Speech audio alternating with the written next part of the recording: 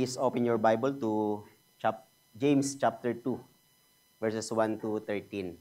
So James chapter 2, verses 1 to 13. Ito po ang sinasabi ng salita ng Panginoon. My brothers, show no partiality as you hold the faith in our Lord Jesus Christ, the Lord of glory.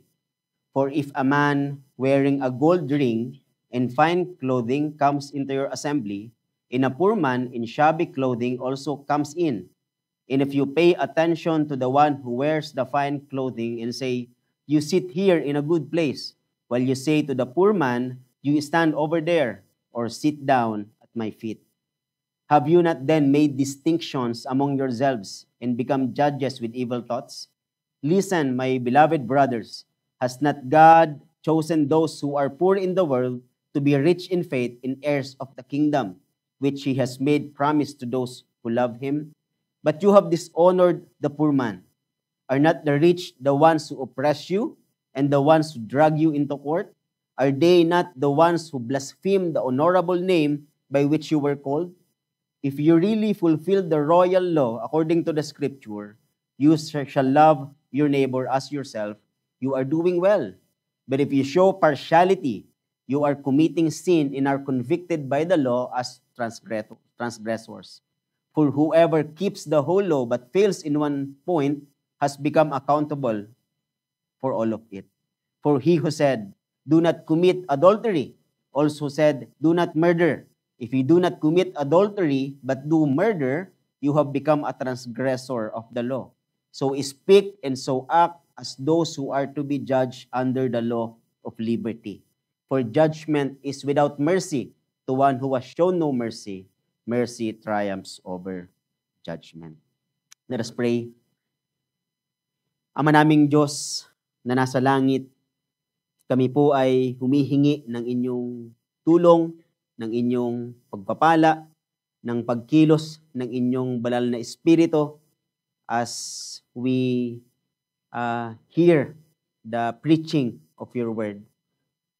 Nawa, Panginoon, ang inyong mga salita ay magdulot ng edification, ng encouragement sa amin at ng pagsunod sa mga iniuutos po ninyo sa amin bilang mga mananampalataya. Maraming salamat po. May you be glorified sa pag-aaral ng inyong mga salita. In Jesus' name we pray. Amen. Well, nakita natin nung nakaraan yung chapter 1, verses 26 to 27. Ito ay patungkol doon sa pagkakaiba ng relihiyong walang kabuluhan at yung tunay na relihiyon. Sinabi ni James doon na yung relihiyong tinanulugdan ng Diyos ay yung relihiyong nagmumula sa puso na pinapakita ng pag-ibig sa Diyos at sa kapwa na siyang katuparan ng batas ng kalayaan or law of liberty na tinalakay natin. Dito sa chapter 2 verses 1 to 13, si James ay nagpapatuloy pa rin sa kanyang pagtuturo patungkol sa tunay na relihiyon at ngayon ay ipinapakita niya kung paano ito dapat makita sa ating pananampalataya. Dito ay itinuturo ni James ang patungkol sa buhay na pananampalatayang nahayag sa gawa. It's not more of a doctrine yung kanyang pagtuturo dito, but more on practical. So, yung appeal ni James dito ay sabihin nating personal, sapagkat mas specific yung kanyang address sa kanila. Ang sabi niya dito sa verse 1, my brothers. Hindi lamang brothers, but sinabi niya, and believers of the Lord Jesus Christ. Ito ay nagpapakita na si James ay nagsasalita out of love bilang parehong sumasampalataya sa Panginoong Hesukristo. But dito, mabasa natin sa verse 1 pa lang, binanggit niya na yung kanilang problema. Binanggit na sila ay mayroong kasalanang ginagawa na kailangang baguhin sa kanilang pananampalataya. And itong kasalanan na ito ay hindi masyadong nating nakikita na marahil karamihan na kasalanan. Ano yung kasalanan na yon? Ang sabi dito sa verse 1, "My brothers, show no partiality." So itong mga Kristiyano dito, Jewish Christian na to, sila ay nagkakasala ng pagtatangi sa Tagalog o partiality and prejudice. Kaya kung mapapansin nyo dito sa chapter na ito, sa chapter 2, diretsahan yung mga pananalita ni James. Mabigat yung kanyang mga sinabi tungkol sa mga taong nagpapakita ng pagtatangi. Tungkol sa mga taong nagpapakita ng partiality. Kung titignan nyo sa verse 4, sinabi niya dyan, they have evil thoughts. May mga masasama silang isip. And then in verse 6, they have dishonored others. Hinamak nila ang iba. And in verse 9, they are committing sin and are transgressors of the law. Dito ay tinutukoy niya ang pag-uugali ng mga mananampalataya patungkol dun sa pagtanggap ng panauhin sa kanilang pagtitipon o sa kanilang iglesia. At binabalaan niya sila dito sa panganib ng paghusga batay sa panlabas na anyo or outward appearance sa halip na sa liwanag ng pag-ibig ni Kristo. Well, ano bang ibig sabihin ng partiality dito? Yung partiality, as a Greek, ang ibig sabihin nito ay receiving the face or to receive at the face. Ito ay ang kaisipan na tinitignan mo muna kung sino ang isang tao bago siya tratuhin ng naayon. Ito ay paghatol batay sa panlabas na anyo at doon ibabatay kung ang taong ito ay bibigyan mo ng pabor o paggalang. Ito ay paghatol batay sa anyo, sa lahi, sa kayamanan, sa katungkulan, o sa katayuan ng buhay ng isang tao. Ito ay ang pagbibigay halaga o pagmamaliit sa isang tao ayon sa kanyang yaman, ayon sa kanyang kapangyarihan, o katayuang panlipunan. Yung partiality, ito ay paulit-ulit na binabanggit sa Biblia at ito ay hinahatulan ng salita ng Diyos. Halimbawa sa Leviticus 19 verse 15, ang sabi dito, "Do not pervert justice. Do not show partiality to the poor or favoritism to the great, but judge your neighbor fairly." And even dito sa Proverbs 28 verse 21, ang sabi dito, to show partiality is not good. Ang magpakita ng pagtatangi o magpakita ng favoritism sa ating lingwahe ngayon ay hindi mabuti, hindi maganda, ang sabi dito sa Proverbs. Sa Gawa, chapter 10, makikita natin yung, di ba, nandun yung pangitain ni Pedro nung makita siya ng malaking kumot. At nakita niya sa malaking kumot na yun, maraming mga hayop, maruruming hayop, na hindi nila kinakain, pero inutos ng Diyos na kainin niya ito. Ang sabi ni Pedro, hindi maaari. Pero yung purpose, hindi mo ba, para ibahagi niya yung ebanghelyo kay Cornelius. Ang tagbong ito kay Pedro ay nagturo ng mahalagang aral sa paraang tuwirang sumasalungat sa kanyang pagkaunawa. At sinabi niya, sa verse 34, nung naunawaan niya na, ang sabi niya, "Truly I understand that God shows no partiality." Na ang Diyos ay hindi nagpapakita ng pagtatangi o pagkiling. Kaya dito ay malinaw ang utos ni James sa kanila na itigil nila ang pagtatangi. Bakit? Sapagkat ang sabi sa verse 1, they are believers of the Lord Jesus Christ. Sila ay mananampalataya ng Panginoong Hesukristo. Ang pagkakaroon ng tunay na pananampalataya ay nangangahulugan ng pagtalikod dito sa pagtatangi. Dahil ang pagtatangi ay salungat at hindi tumutugma sa pananampalatayang Kristiyano. Kaya dapat walang puwang ang favoritism sa loob ng iglesia. Likas sa makasalanang tao na gawing sukatan ang panlabas na anyo ng iba at doon ibinabase kung paano sila dapat tratuhin. Hindi ba noong namimili si Samuel ng magiging hari ng Israel, pumunta siya doon sa bahay ni Jesse, hindi sa bahay namin, no? Tatay ni David. At tinignan niya yung outward appearance ng mga anak ni Jesse. At sabi niya, ito na yun. Ito na yung pwede maging hari. Pero ang sabi ng Panginoon sa 1 Samuel 16 verse 7, do not look on his appearance or on the height of his stature, because I have rejected him. For the Lord sees not as man sees, but man looks on the outward appearance. Tumitingin ang tao sa panlabas na anyo o pamantayan, but the Lord looks on the heart. Well, madalas tinitignan natin ang mga taong, sabi natin, iba ang kulay ng balat, at sa ating puso, agad nating hinahatulan na sila ay mas bababa kaysa sa atin. Iniisip natin na hindi sila kasing halaga, na hindi sila nararapat tumanggap ng parehong dangal at paggalang na ibinibigay natin sa iba. O kaya naman, batay sa kanilang pananamit o pananalita.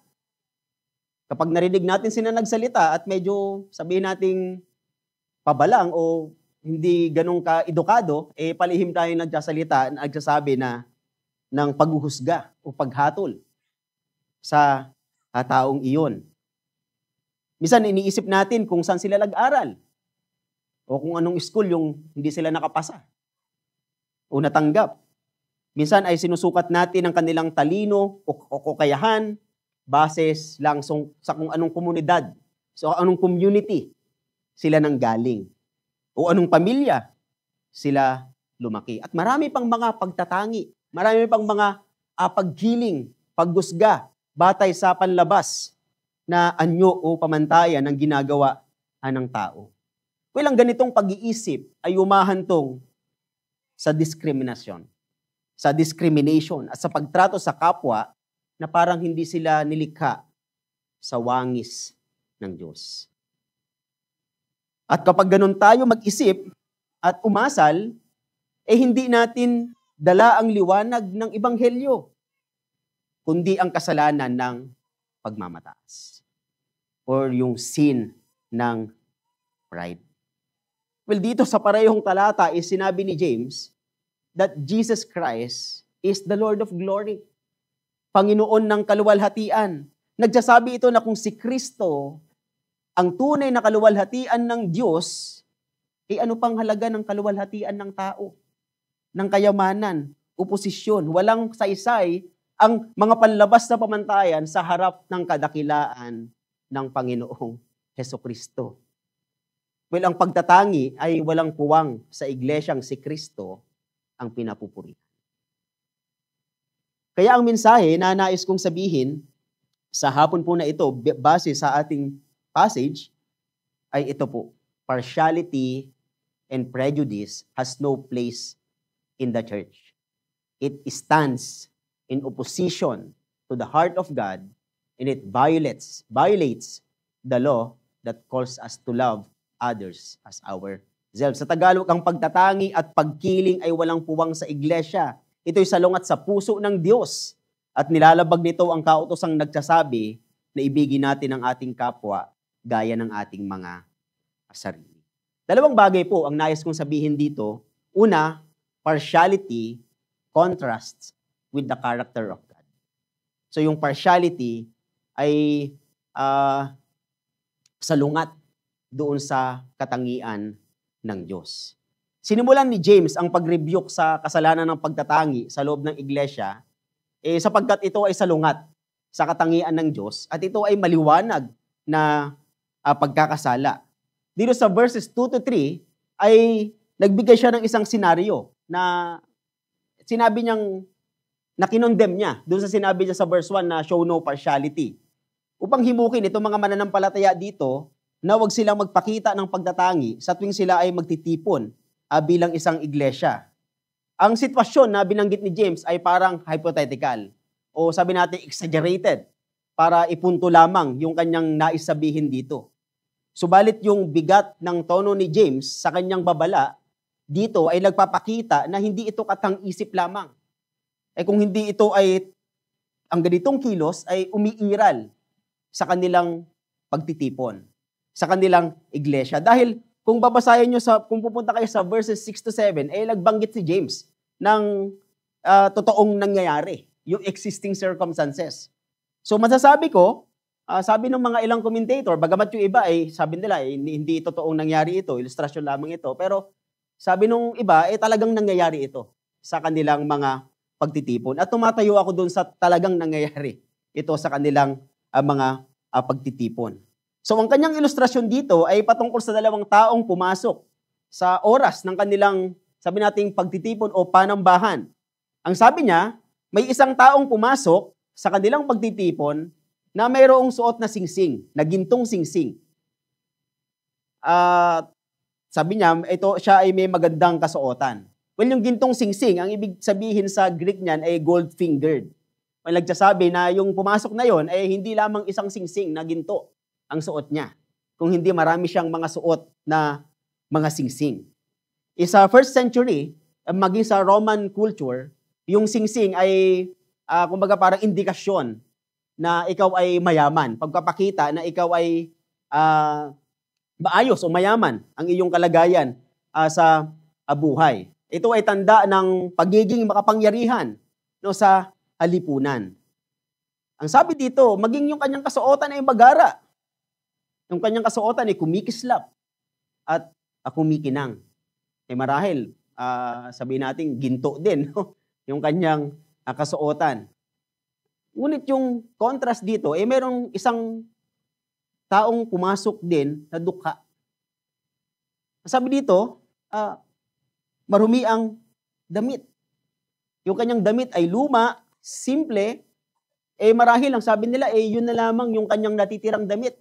Yun na yung kanyang damit pang trabaho, yun na yung kanyang damit pang araw-araw, wala na siyang ibang maisusuot. Ganun ka hirap yung description ni James sa lalaking ito. At nung pumasok siya, hindi katulad nung mayaman, walang pumansin sa kanya. Sapagkat ang lahat ng kanilang mata ay nakatutok doon sa mayaman. Marahil may isang kapatid o usher ang biglang tumayo at sinabi sa mayaman na dito ka na maupo sa magandang pwesto. Yun ang sabi dito pinaupo siya doon sa magandang lugar. Ngunit sa mahirap ay sinabi, tumayo ka na yan. O kaya maupo ka dito sa paanan ko. Ipinapakita ng halimbawang ito ang kahangalan ng tao sa paghatol, batay lamang sa panlabas na anyo. Ang isang mayaman ay pinarangalan dahil sa nakasuot sa kanyang katawan. Dahil sa kanyang kayamanan.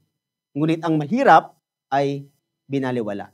Kaya ang sabi ni James dito sa verse 5, they have dishonored this poor man. Hinamak nila itong mahirap na taong ito. Sa kabila ng pag-uusig sa kanila ng mga mayayaman, nakakapagtaka. Sabi ni James dito sila yung mga nagdumihila sa inyo sa korte. Sila yung mga umuusig sa inyo. Sila yung mga nagpapahirap sa inyo. Pero nakakapagtaka na ganun pa rin yung kanilang reaksyon o pagpapakita ng mabuti.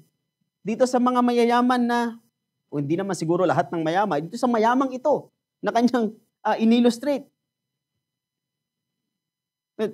Para pang-balance lang, hindi sinasabi ni James na mali ang magsuot ng mamahaling alahas.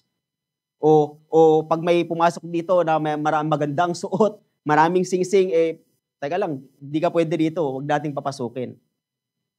Hindi rin sinasabi na ang Kristyanismo ay para lamang sa mga may hirap. O kapag nagpakita ka ng kabutihan at paggalang sa mayaman, mali na. Ang problema ay hindi dahil mayaman ng isang tao. Hindi rin dahil siya'y nakasuot ng gintong singsing o marangyang kasuotan.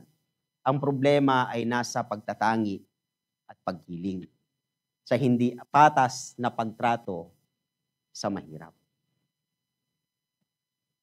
Kaya dito sa verse 4 ay kinundena ni James ang ganong pag-uugali. Ang pagbibigay ng higit na pabor sa mayaman, batay lamang sa panlabas na anyo. Ang sabi niya, have you not then made distinctions among yourselves? Isa pa magbibigay ng higit na pabor sa mayaman at paghamak sa mahirap. Well, ang pagbigay ng pabor sa mayaman at paghamak sa mahirap, alinman sa dalawang ito ay isang mabigat na kasalanan, ang sabi ni James dito. At ang gumagawa nito, they become judges with evil thoughts. Iyan ang mangyayari kapag ang isang tao ay nagpapakita ng favoritism. Anong ginagawa nila? Ginagawa nilang hukom ang kanilang mga sarili. Pinagdidesisyonan kung sino ang karapat-dapat bigyan ng karangalan at pansin at kung sino ang hindi. Ang kanilang pagtatangi ay nagpapakita ng kanilang masama at makamundong pag-iisip. Pag-iisip na salungat sa kaisipan ni Kristo at sa katwiran ng Diyos. Bakit nga ba ang tao ay nagpapakita ng pagtatangi at pagkiling? Lalo na sa mga mayayaman, katulad ng konteksto natin. Marahil dahil iniisip nila na wala namang ako mapapakinabangan dyan sa mahirap. Wala silang maibibigay na tulong sa kanila. Wala silang pera, wala silang koneksyon. Bisa pa nga, iniisip na baka sila pa ang maging dahilan, hindi ba? Ng kahihiyan nila sa harap ng ibang tao na gusto nilang mapahanga. Sa kabilang banda, inaangat ng mayaman, binibigyan ng espesyal na pagtrato at pinupuri hindi dahil sa tunay na pag-ibig, kundi umaasa dun sa mapapakinabangan nila sa kanila. Minsan, di ba, ang tao ay nagpapakita ng partiality, ng pagtatangi, dahil gusto nating magamit yung kanilang impluwensya. Gusto lang nating magamit yung kanilang, sabi nating, yaman. Ito ang kaniyumang nangyayari sa kanilang kultura sa anumang normal na pagtitipon nila noon. Ang mayaman at makapangyarihan sa lipunan, sila yung mas nabibigyan ng marangal na upuan at natatanging atensyon noong panahon nila. Samantalang yung mga mahihirap at madudungis ang damit, wala. Nahahamak. At pinahayaan nilang tumayo, umaupo sa sahig. Ito ang nangyari sa kasaysayan at ito pa rin hanggang ngayon ang nangyayari sa panahon natin. Alam niyo po, noong 18th century sa England, sa iglesia ni Jonathan Edwards sa Northampton, ay madalas nilang nababiolate ang utos ni James dito. Bakit? Dahil ang mga upuan nila sa tuwing sila ay magtitipon ay hindi base sa first come, first serve. Sa atin dito, kapag nauna ka nang umupo, doon ka na. Next week, iba na naman yung mauupuan mo. Dahil nga, first come, first serve, no? Sa atin. But ngunit sa kanila ay naka-assign yung mga upuan. Based saan? Sa age, sa gender, sa social, sa military rank, at sa community service. So naka-rank kung saan mauupo.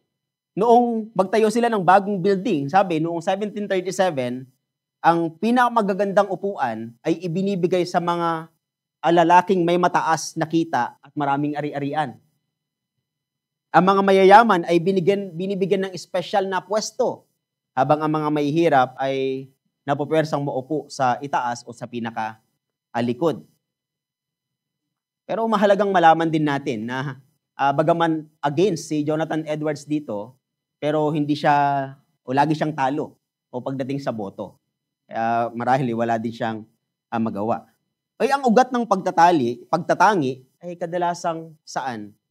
Pagnanasa sa kaluwalhatian ng tao. Ngunit ang punto ni James dito ay ito, kung kilala natin si Kristo bilang Panginoon ng kaluwalhatian, kung nagtitiwala tayo sa Kanya bilang lubos na maluwalhati sa kapangyarihan, karunungan at pag-ibig, hindi na tayo kailangang kontrolin ng paghahangad sa papuri ng tao o ng takot na nagtutulak sa pagtatangi. Ang sabi nga, si Kristo ang ating kaluwalhatian. ang tanging kaluwalhatian kailangan natin. At si Kristo, ang ating katiyakan, ang tanging siguridad na kailangan natin. Kaya tanungin natin ang ating mga sarili, may pagtatangi ba sa iyong kalooban o sa iyong mga kilos? O ikaw ay lubos na nagtitiwala kay Jesus bilang Panginoon ng kaluwalhatian? Well, isipin natin dito sa punto natin, bakit nga ba isang mabigat na kasalanan ang pagkakaroon ng pagkiling sa puso at ang pagtrato sa kapwa ng may pagtatangi? Sapagkat ito ay malinaw na salungat at hindi tumutugma sa katangian ng Diyos. Ang sabi nga ni James dito sa verse 5, has not God chosen those who are poor in the world to be rich in faith and heirs of the kingdom which He has promised to those who love Him? Ang salitang chosen dito ay kapareho ng salitang na ginamit ng Biblia para sa election, para sa pagpili. Hindi sinasabi ni James dito na ang pagiging mahirap ang dahilan ng kanyang mabuting kalooban. Ang eleksyon ay nangangahulugang mula sa walang hanggan ay pinili ng Diyos ang mga tao kay Kristo upang kanyang maging sariling pag-aari. Yung mga pinili ng Diyos, sila yung mga tatanggap ng walang hanggang pabor at pagpapala sa pakikipag-ugnayan sa Kanya magpakailanman. Ang Diyos ay pumili hindi batay sa gawa, hindi batay sa panlabas na anyo o anumang bagay na nasa atin o nasa tao, nasa kanila. Ngunit dahil sa Kanyang sariling kalooban. Dahil sa Kanyang sovereign pleasure. Pero sinasabi ni James dito, God chose the poor to be rich in faith. Bakit? Yung mahirap, ay mahirap lamang sila sa mundong ito. Sila ay salat lamang pagdating sa mga bagay sa mundong ito. Ngunit sa mga bagay na tunay na mahalaga, dahil kay Jesus, sila ay lubos na mayaman. Yan ang sinabi dito. Sila ay pinili ng Diyos to be rich in faith and heirs of the kingdom. Kung ang isang tao ay mayroong pananampalataya kay Kristo, he possesses innumerable riches of great value and worth that remain into all eternity. And yun ang tunay, di ba? Na kayamanan. At bagaman binanggit dito yung mahirap, but I think applicable din naman ito sa lahat ng tao na sumasampalataya kay Jesus. Sapagkat, hindi ba, ang sabi doon sa Matthew, if blessed are the poor in spirit, for theirs is the kingdom of heaven. At dito yung sinabi, no? They are heirs of the kingdom. So, dahil ang pagtitipon ng mga dukha sa mundo ay bahagi ng pamantayan ng eleksyon ng Diyos, mali na hatulan ang halaga ng isang tao batay lamang sa kanilang panlabas. Kung ganito ang ating asal, ginagawa natin ang kabaliktaran ng ginagawa ng Diyos. Kung ikaw ay nagpapakita ng pagtatangi, ang Diyos ay banal, matuwid, at kahit kailan hindi siya nagtangi. Kahit sabi nga, He is no respecter of person. Wala siyang kinikilingan. Yung sabi nga ni Pablo sa Romans 2 verse 11, God shows no partiality. Ang Diyos ay tumitingin sa puso, hindi sa panlabas na anyo o kalagayan sa buhay. Sapagkat sa kaharian ng Diyos, ang posisyon sa lipunan ay walang saysay.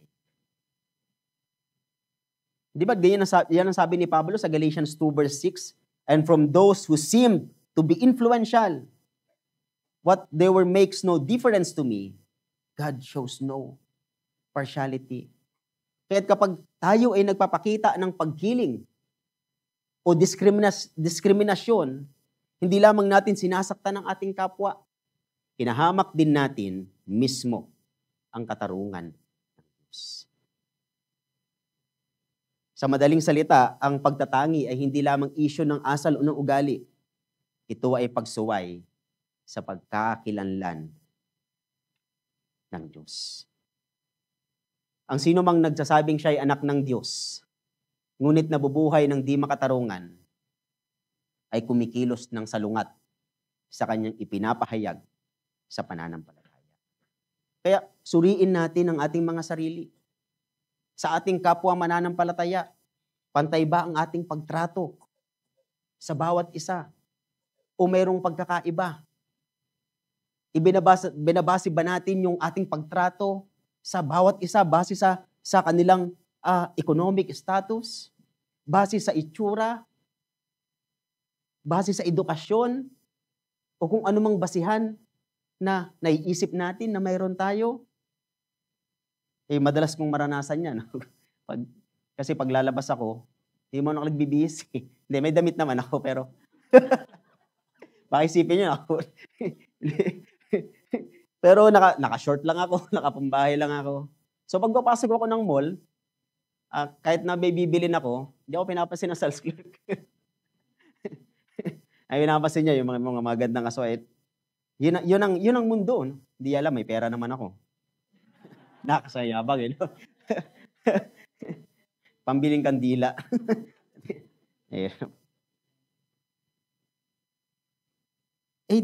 Yung pagtatangi po, dahil tayo ay mananampalataya ni Jesus, hindi na dapat makita yun sa atin bilang mga mananampalataya.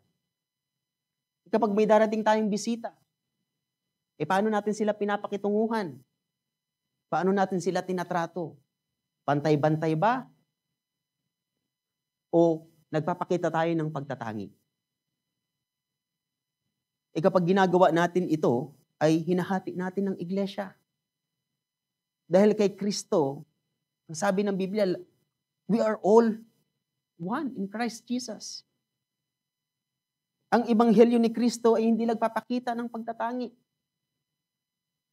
Hindi nito itinuturing na mas mahalaga ang ilan kaysa sa iba. Ang lahat ay pantay-pantay sa harap ng Diyos.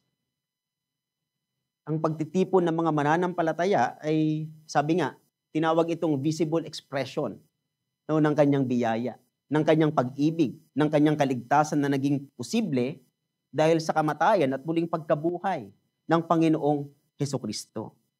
Ang sabi nga, kalimutan ko, pero sabi, when it fails, the church has stopped reflecting the impartial gospel of Jesus Christ and making Jesus look bad to the world. Alam niyo po, sa autobiography ni Mahatma Gandhi, pamilyar naman po siguro halos sa kanya, noong siya ay estudyante, binasa niya yung Gospels. At si Mahatma Gandhi, ninais niyang magpa-convert sa Christianity dahil naniniwala siya sa mga turo ni Jesus, ay matatagpuan niya yung solusyon doon sa pagkahati-hati din sa kanilang bansa, sa India. Kaya isang linggo ay nag-decide siya na umattend sa pinakamalapit na church sa bahay nila. Ngunit pagpasok niya ng simbahan, ay hindi siya binigyan ng upuan ng usher. At sinuggest sa kanya na sumamba ka na lang kasama ng iyong mga alahi. Si Mahatma Gandhi ay umalis sa simbahan na yon at kahit kailanman, hindi na siya bumalik. Sabi niya, if Christians have caste differences also, I might as well remain a Hindu. Minsan may tinanong siya ng isang missionary dahil nababanggit ni Mahatma Gandhi, si Jesus Christ, sa kanyang mga sulat. Ang sabi niya, Mr. Gandhi, though you quote the words of Christ often, why is it that you appear to so adamantly reject becoming His follower? Bakit ganun na lamang yung pagtanggi mo para maging tagasunod ni Kristo? Ang sagot niya ay ito, oh, I don't reject your Christ. I love your Christ. It is just that so many of you Christians are so unlike Christ.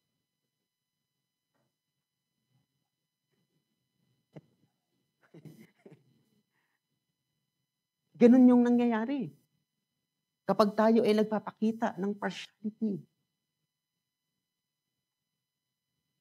Nasisira yung testimony ng Panginoong Hesukristo, which is the only hope of the world. Kaya kung ang Diyos ay hindi nagpapakita ng pagtatangi sa kanyang pagliligtas, tayo na kanyang iglesia ay tinawag ding mamuhay ng walang pagtatangi. Pangalawang bagay dito, punto, hindi ako umabot sa oras, partiality breaks the royal law of love. O yung kautusan ng Diyos. Hindi lamang salungat sa katangian ng Diyos ang pagtatangi o pagkiling, ito rin ay labag sa kautusan ng Diyos. Sapagkat ang sabi dito sa verse 8, if you really fulfill the royal law, according to the scripture, you shall love your neighbor as yourself, you are doing well.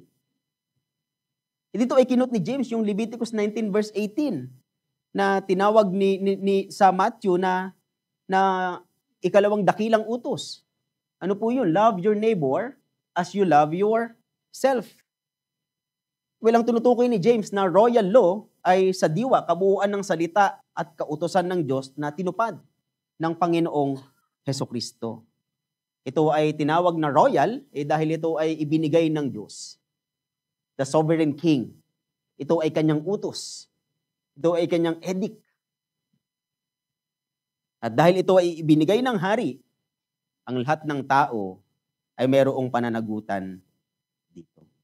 Kaya dito ay pinapatunayan ni James na yung partiality ay kasalanan. At hindi lamang simpleng kasalanan, ngunit malaking kasalanan sapagkat ito ay pagsuway sa kautusan ng Diyos. Ang sabi nga ng isang preacher, to view partiality from God's perspective is to see it as a real sin and a big sin. Ito ay totoo at malaking kasalanan. Bakit? Dahil ang sabi dito sa verse 9 ng chapter 2, but if you show partiality, you are committing sin and are convicted, ang sabi dito, by the law as transgressors. Ang salitang transgressors dito ay nagsasabi na willfully nila itong ginagawa. Ang ibig sabihin, alam nila ang sinasabi ng kautusan ng Diyos na ibigin mo ang iyong kapwa gaya ng iyong sarili, ngunit sinasadya nila itong suwayin. They deliberately transgress the boundaries set by God. Marahil nung binabasa sa kanila ito, sabi nating napukaw yung kanilang atensyon. Pero marahil, alam ni James na may mag-iisip pa rin sa kanila na hindi naman talaga ito malaking kasalanan. Hindi naman, wala namang masamang nangyari sa tao. Nag-gain pa nga ako. Marahil, dahil sila ay sobrang, di ba, mahirap lamang sila, dahil umalis sila sa kanilang mga bansa na wala yung kanilang mga ari-arian. Kaya kahit inuusig sila ng mga mayayaman, ipinapakitaan pa rin nila ito ng mabuti sapagkat nag-gain pa rin sila, hindi ba? Ngunit sa mga sumunod na talata, ipinaliwanag ni James kung bakit napakabigat ng kasalanang ito. Ang sabi, for whoever keeps the whole law but fails in one point has become guilty of all of it. Maraming may nagsasabi sa kanila na, nasusuway ko to, pero mayroon pa namang siyam. Di ba? Akong sinusunod. Pero sabi ni James dito, kapag sinuway mo ang isa, hindi, sinuway mo na rin yung lahat. For he who said, do not commit adultery, also said, do not murder. If you do not commit adultery, but do murder, you have become a transgressor of the law. Sinasabi ni James dito na para maging isang makasalanan at tagapaglabag ng kautusan, sapat nang lumabag ka sa isang kautusan. Sapagkat tayo ay may pananagutan na sundin ang buong kautusan ng Diyos. O hindi lamang yung mga bahagi nito. Kaya kung tayo ay bigo sa isang utos, ay guilty tayo sa lahat ng utos. Ang sinasabi dito ni James. Hindi ba't yung isang salamin, kapag binato mo ng isang bato, o ng kahit maliit na bato, may posibilidad na yung salamin mag-crack lahat. Pero pwede rin namang magkaroon ng lamat lang. magkaroon ng basag yung salamin. Pero ang basag ay basag. Wala ka nang magagawa doon. Hindi na ito buo at hindi na ito maibabalik sa dating anyo. Parang yung baso, nalaglag. Madalas, napapagilitan ako sa bahay. No? Madalas kasi ako mga basag. Wala na kaming plato. Parang isang, di ba, pag nabasag, wala na. Pwede mo pang buuin, pero wala na, basag na. Ganun din ang kautusan ng Diyos. Kapag lumabag ka sa isa sa mga utos niya, kahit pamaliit sa tingin mo, para mo na ring nabasag ang buong kautusan. Ganun kabigat. Yung sinasabi ni James dito sa kanila, that partiality is a sin. Kasi pag nagpakita ka ng pagtatangi, hindi mo pwedeng sinunod mo yung siyampa ng kautusan. Pag nagpakita ka ng pagtatangi, sinubay mo lahat yung utos ng Diyos. Ganun yung sinasabi ni Santiago dito. Hindi mo pwedeng sabihin na ayos lang. Kasi mayroon pa namang ibang bahagi na nasusunod mo. Hindi po sa mata ng Diyos. Ito ay paglabag sa kabuuan. Kaya't ang pagtatangi na marahil ay hindi aware ang karamihan na kasalanan ay hindi lamang basta maliit na pagkukulang lamang. Ito ay kasalanan na seryoso sa harap ng Diyos at nagpapakita na lahat tayo ay nangangailangan ng kanyang biyaya at kapatawaran sa pamamagitan ni Kristo. So ang partiality ay paglabag sa ikalawang dakilang utos ng Diyos. Ibigin mo ang iyong kapwa gaya ng iyong sarili. Hindi lamang ito pagiging inconsiderate o discourtesy. Ito ay seryosong kasalanan. Paano natin nilalabanan ang kasalanan na to? Yung solusyon na ibinigay ni James dito ay babalik ka dun sa kautusan. And that is love. Pag-ibig. Di ba sabi, love the Lord your God with all your heart, with all your soul, with all your strength, with all your mind. And love your neighbor as yourself. Yung solusyon ay pag-ibig. Sa Romans 13 verses 8 to 10 ay ipiniliwanag ni Pablo na owe no one anything except to love each other. For the one who loves another has fulfilled the law.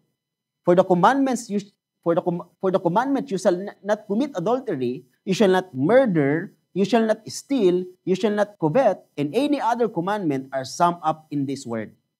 Ano yun? You shall love your neighbor as yourself. Love does no wrong to a neighbor. Therefore, love is the fulfilling of the law. Ang pagtatangi ay nananatili sa pusong nakakalimot sa biyaya ng Diyos. Kapag nakakalimot tayo na tayo ay hindi iniligtas dahil lamang sa kagandahang loob ng Diyos, ay nagiging madali sa atin na husgahan at piliin ang pakikitungo natin sa kapwa.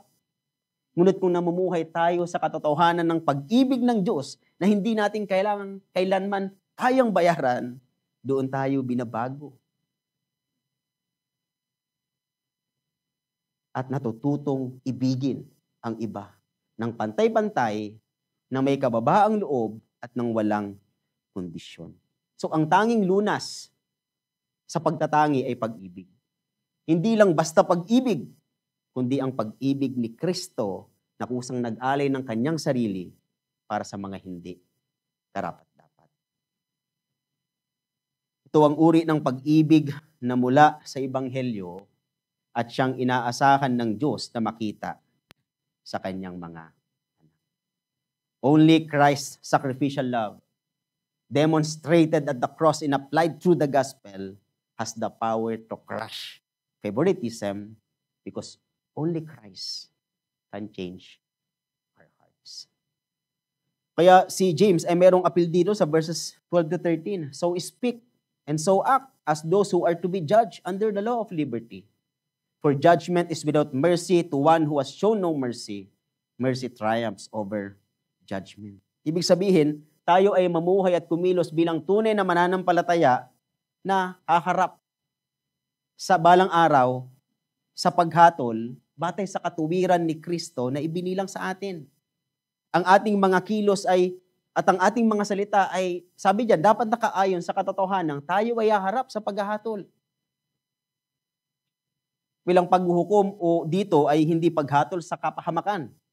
Dahil ang mga nanampalataya kay Jesus ay pinalaya na mula sa pagkaalipin ng kautusan. Hindi ba pinag-aralan natin yung law of liberty? Ngunit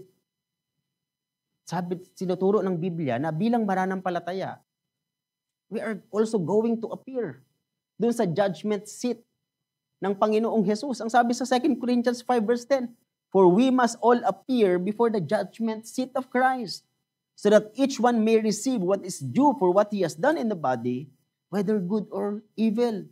Well, ang ating kaligtasan at kapatawaran ay hindi nangangulugang hindi na mahalaga ang pagsunod sa kabanalan sa ating buhay. Hindi ibig sabihin na tayo ay pinatawad na sa ating mga kasalanan ay wala nang pakialam ang Diyos kung paano ka mabubuhay. Wala nang pakialam ang Diyos kung anong mga desisyon yung ginagawa mo sa buhay. Malinaw ang sinasabi ni Pablo dito. Lahat tayo ay tatayo sa kanyang harapan at pananagutin kung paano nating isinabuhay yung pagkatawag sa atin. Ganoon din ang sinasabi sa Matthew 16 verse 27, di ba? He will repay each person according to what he has done. Hindi sinasabi dito na nag-earn ng reward yung paglilingkod natin, ngunit ang Diyos ay magbibigay ng reward ayon sa ating paglilingkod kahit na ang ating mga gawa ay hindi karapat-dapat nabigyan nito. Ang sinasabi dito, maging yung gantimpala na ipagkakaloob ng Diyos sa atin ay hindi nakabase sa ating gawa. Ito pa rin ay pagpapakita ng kanyang habag. Ng kanyang habag sa atin. At ang sabi dito, judgment is without mercy to one who has shown no mercy. Ang Diyos ay hindi magpapakita ng habag sa atin kung hindi tayo magpapakita ng habag sa iba.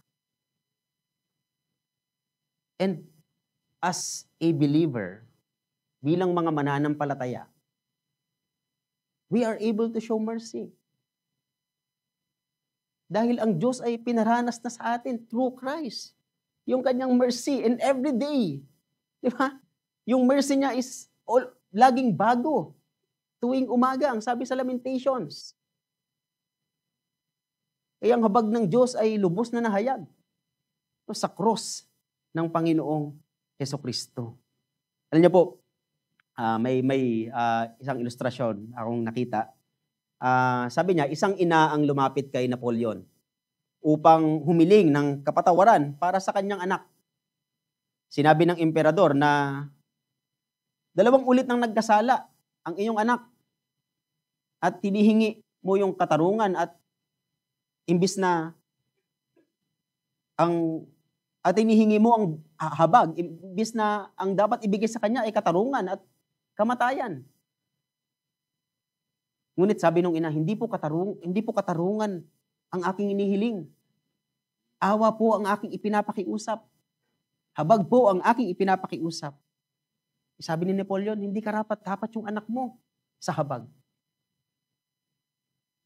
Sabi ng babae, Ginoo, Sir, hindi po ito awa kung karapat-dapat siya rito.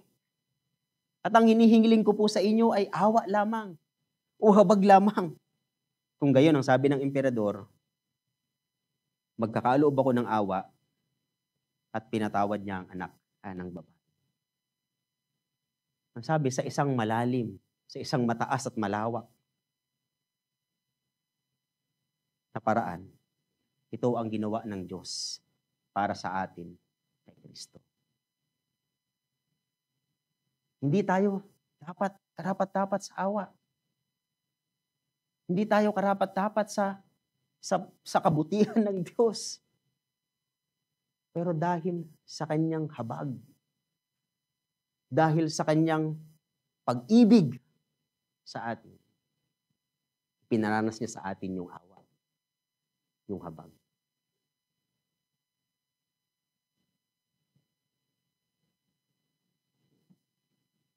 Sa araw ng paghuhukom, tayo na mga sumampalataya kay Kristo, itatanggap ng awa. Ngunit, walang awa ang hatol sa hindi nagpakita ng awa. Ito ay description para sa isang hindi mananampalataya. Yung hindi nagpapakita ng awa. Kaya kung ikaw ay hindi pa sumasampalataya kay Jesus, at medyo sabihin nating nagpapakita ka ng partiality, o nagpapakita ka ng paghatol batay sa panlabas na anyo ng isang tao, ito'y malaking kasalanan sa Diyos. Bakit? Dahil ito ay paglabag sa kanyang kautusan. Kaya, ang hamon sa iyo, ikaw ay manampalataya kay Jesus na nagpakita ng awa, ng habag, sa pamamagitan ng kanyang kamatayan sa krus ng Kalbaryo at muling pagkabuhay. At kung ikaw ay sasampalataya sa kanya lamang na sapat yung kanyang ginawa sa krus ng Kalbaryo, ikaw ay kanyang patatawarin at bibigyan ng buhay na walang hanggan.